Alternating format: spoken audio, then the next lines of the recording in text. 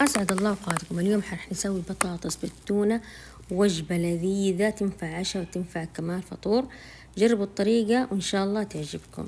في البداية أجيب صاج، أضيف على الصاج زبدة وموية التونة، ما ححط زيت لأنه اللي عنده حرقان، اللي عنده كوليسترول أنا ما حضيف زيت. بعدين بطاطس قطعتها قطع صغيرة وشوحتها على الزبدة مع موية التونة، حتستوي معاكم مجرد 3 دقايق على نار وسط، تقلبوها باستمرار ما تنحرق معاكم حتستوي. طبعا أنا أبغاها بهذا الشكل تتحمر عندي شيء بسيط. بعد كذا راح أضيف البصل وأقلب البصل إلين ما يذبل معايا، أقلبه.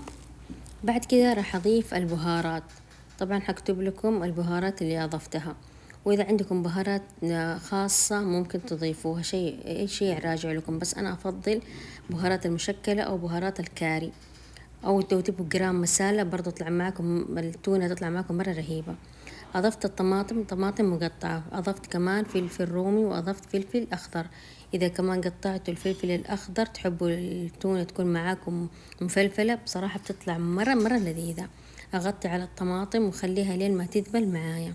بعد ما ذبلت معايا راح أضيف التونة، وطبعا التونة حخلي أغطي النار في هذه الحالة، أخليها مدة 3 دقايق لأن هي حتستوي معايا سريع. طبعا ما أضفت نهائيا موية، إذا حبيتوا شيء بسيط جدا لا تكثروا من الموية. وأقلب. خلاص دحين أغطي عليها وخليها زي ما قلت لكم 3 دقايق إلى 5 دقايق على نار هادئة. آخر شيء أزينها بالكزبرة، بغيتوا كزبرة بغيتوا بقدونس اللي يعجبكم. أنا طبعا ما قطعتها فرم ناعم، خليتها شوي خشن. وكده خلصنا التونة، وبألف عافية. جربوا الطريقة وإن شاء الله تعجبكم.